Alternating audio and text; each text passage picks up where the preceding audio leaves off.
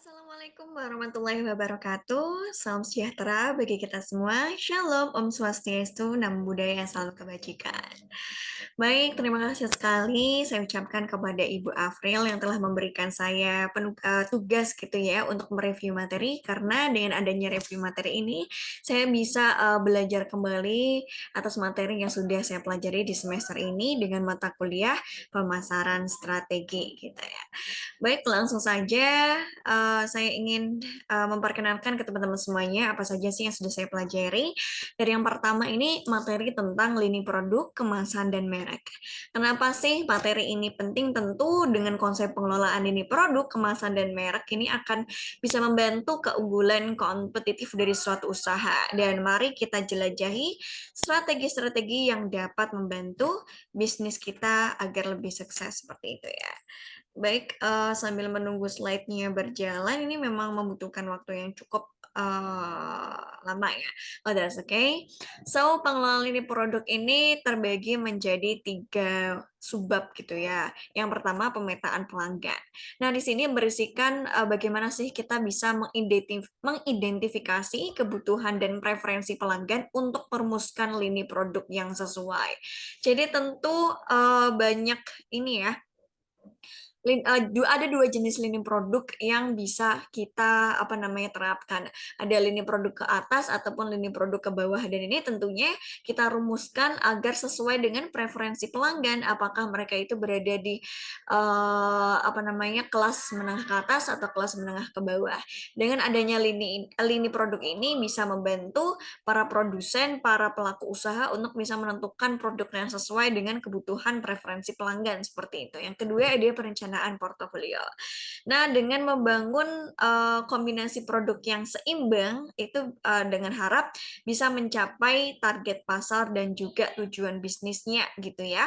Dan yang ketiga, ada pembaruan produk. Tentunya sebuah produk itu harus kita inovasikan gitu ya, mengikuti dengan tren-trennya, kebutuhan pasar, karena setiap perkembangan zaman kebutuhan konsumen itu selalu terbarukan gitu. Jadi sebagai pelaku usaha harus selalu mengupdate terus gitu ya inovasi-inovasinya, agar lebih bisa berkelanjutan untuk bisa meningkatkan lini produk. Seperti itu ya teman-teman semuanya. Kemudian, nah terkait tentang kemasan dan merek ini juga nggak kalah penting ya teman-teman. Mengapa? Karena kemasan yang menarik itu bisa berfungsi untuk meningkatkan daya tarik produk dan bisa mengkomunikasikan nilai-nilai merek. Contohnya di beberapa produk yang sering kita jumpai ya teman-teman, for example like Mixu, salah satu ice cream yang benar-benar happening di era sekarang. Kemasannya sangat lucu sekali, ada gambar yang sangat otentik sekali ya yang dimiliki oleh brand tersebut, yang membuat kita ketika sekali melihat itu langsung ingat, oh ini produk Mixu ya, karena ada sesuatu yang otentik yang berbeda dengan produk-produk lainnya. Nah, karena kemasannya menarik, tentunya ini bisa meningkatkan possibilities konsumen untuk tertarik gitu ya. Setidaknya untuk kepo terlebih dahulu, setelah kepo, setelah tertarik, pastinya mereka itu memiliki kemungkinan untuk membeli produk tersebut. Kemudian identitas merek yang konsisten itu juga sangat penting ya untuk membangun identitas merek yang kuat dan konsisten dengan nilai-nilai perusahaan. Jadi benar-benar kita harus merumuskan bagaimana sih identitas merek yang dimiliki oleh suatu produk yang bisa menguatkan nilai-nilai dari perusahaan tersebut. Kemudian tentu dengan adanya brand identity ataupun kemasan dan merek yang menarik, tentunya ini bisa berdampak peningkatan pelanggan yang setia, loyalty terhadap suatu brand. Untuk mempertahankan dan meningkatkan loyalitas pelanggan melalui pengelolaan merek yang efektif ya, seperti itu. Baik, berikutnya terkait tentang strategi penetapan harga. Nah, ini adalah materi yang sangat-sangat krusial untuk pelaku usaha, karena tentunya dalam menetapkan harga itu harus memiliki strategi yang jitu agar tidak salah target. Kalau misalkan terlalu mahal, itu akan berdampak, demand-nya juga berkurang karena tidak sesuai dengan, apa ya, masyarakat kan biasanya ingin memiliki sesuatu dengan harga serendah-rendahnya. Jadi kita harus bisa sesuaikan dengan budgeting, produksinya gitu ya. Bagaimana caranya? Yang pertama dengan penentuan margin. Nah, penentuan margin itu maksudnya seperti apa? Yakni menentukan margin keuntungan yang optimal dengan mempertimbangkan biaya produksi dan permintaan pasar. Jadi, kita harus bisa mengoptimalkan nih keuntungan yang bisa kita dapatkan, tetapi tentunya sudah melewati prosesi kita mengetahui seberapa banyak sih biaya produksi yang kita keluarkan untuk membuat sebuah produk. Dan tentunya harus kita sesuaikan juga ya dengan permintaan pasar. Dikhawatirkan kalau misalkan kompetitor memiliki produk yang serupa dengan harga yang lebih murah, itu akan membuat kompetitor jauh memiliki apa namanya, demand lebih tinggi karena harganya lebih murah dengan kualitas yang sama. Jadi kita harus benar-benar pinter-pinternya menentukan margin ini ya agar keuntungannya tetap dapat tapi harganya juga sesuai dengan di pasaran gitu ya. Kemudian yang kedua ada pricing to value, dengan mengaitkan harga dengan nilai yang diberikan produk kepada pelanggan untuk mencapai keunggulan kompetitif. Jadi for example kayak perusahaan Apple Incorporate gitu ya. Jadi banyak dari kita ketika mendengar kata brand Apple gitu ya, pasti yang ada di mindset kita adalah, Apple adalah brand untuk kalangan menengah ke atas gitu ya. Kenapa sih orang-orang mengatakan seperti itu? Karena memang harganya itu sangat tinggi di pasaran gitu ya, dibandingkan dengan brand-brand lainnya. For example seperti Samsung, kemudian ada Oppo, Lenovo dan lain-lain. Kenapa sih harga dari produk-produk Apple tuh sangat mahal? Tentunya ini disesuaikan dengan value-nya.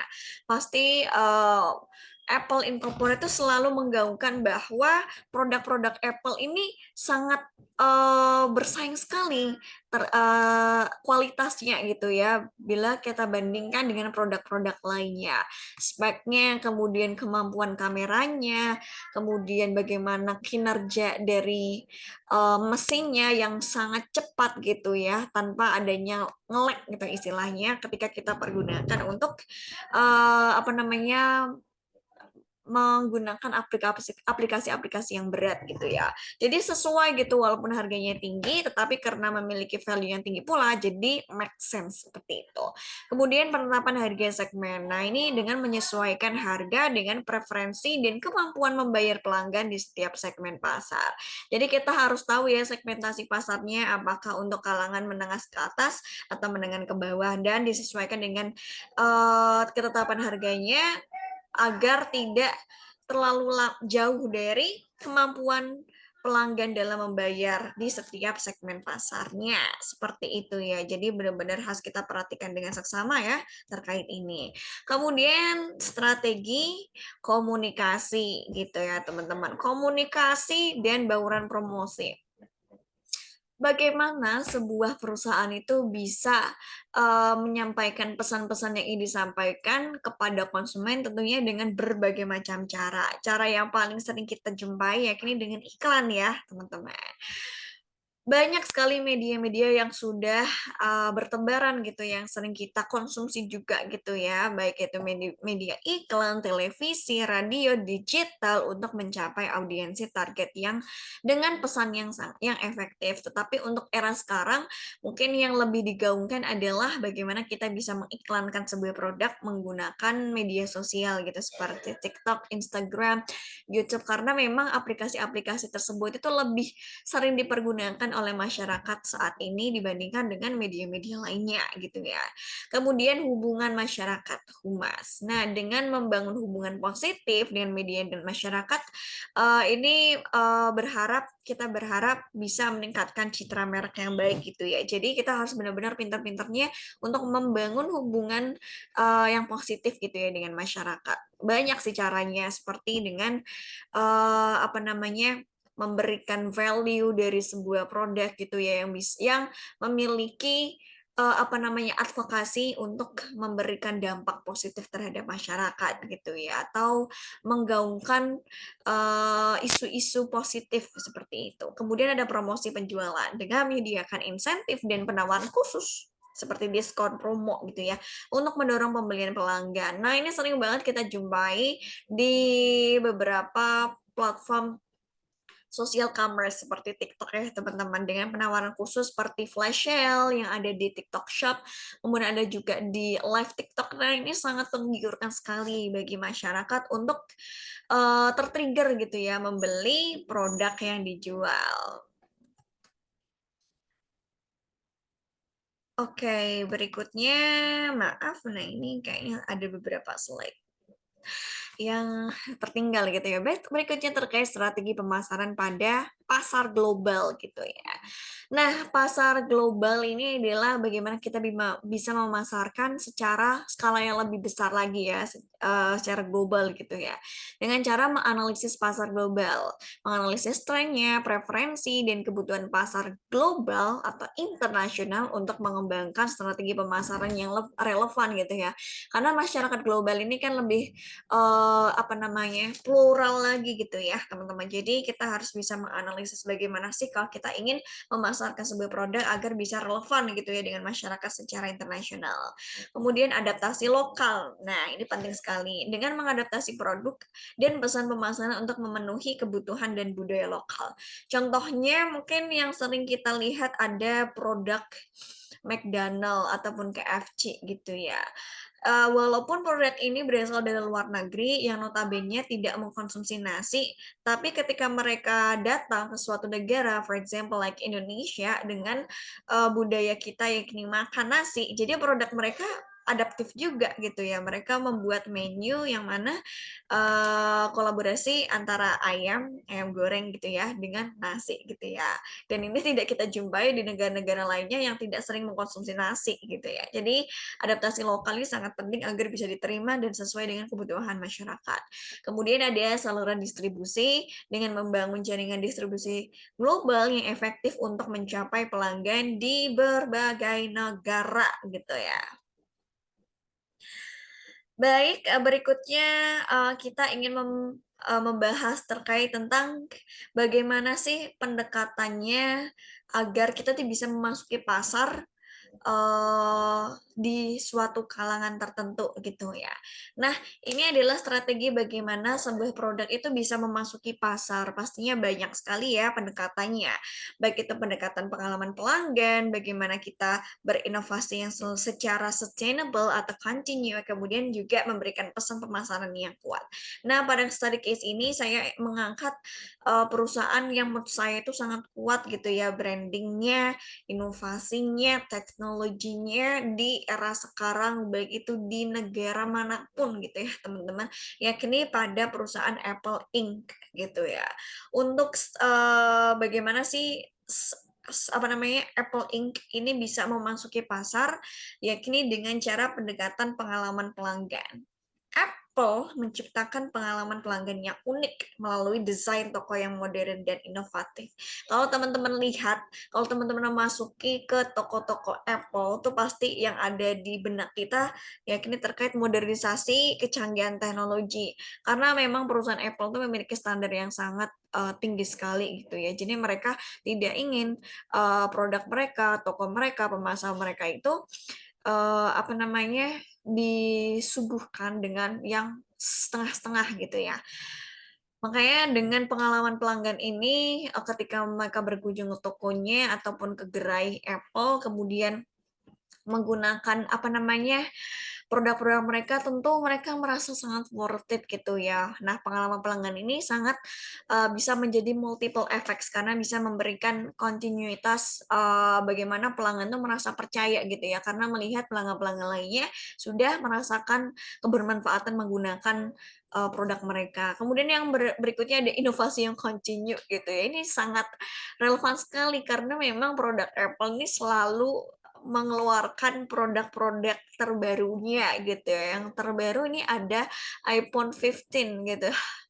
Kayak baru beberapa waktu yang lalu kita merasakan bagaimana kerennya menggunakan Apple dengan versi sebelumnya gitu, tetapi ternyata mereka selalu berinovasi dengan cepat gitu ya, dan Apple ini selalu memperbarui dan meluncurkan produk baru untuk memenuhi kebutuhan konsumennya gitu, dan yang terakhir ada pesan pemasaran yang kuat.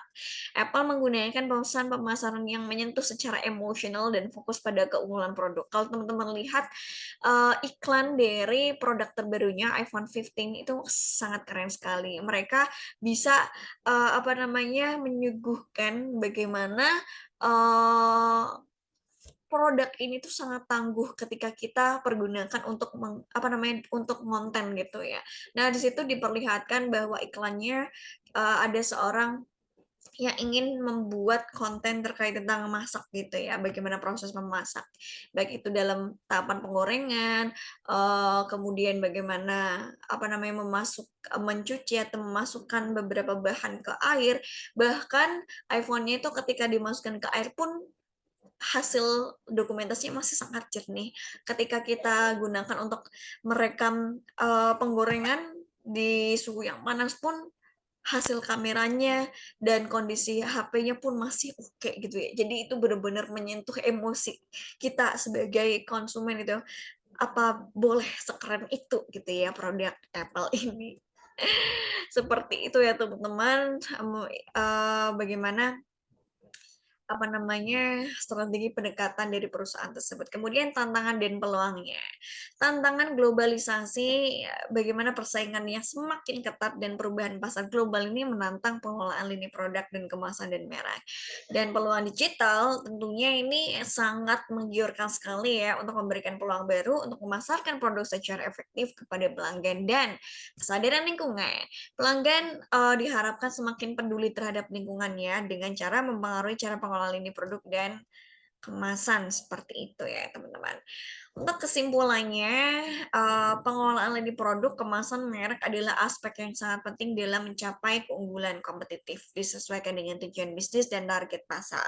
Strategi yang efektif dapat membantu bisnis Anda mencapai kesuksesan. Salah satunya bisa kita pelajari dari kesuksesan perusahaan Apple Inc. gitu ya.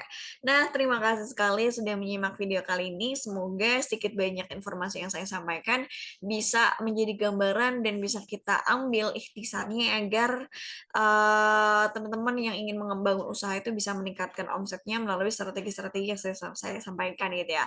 Thank you so much buat Bu April ya yang sudah memberikan saya tugas. Semoga apa yang sudah Ibu apa namanya berikan kepada kita juga bermanfaat gitu ya. Thank you and see you later. Goodbye.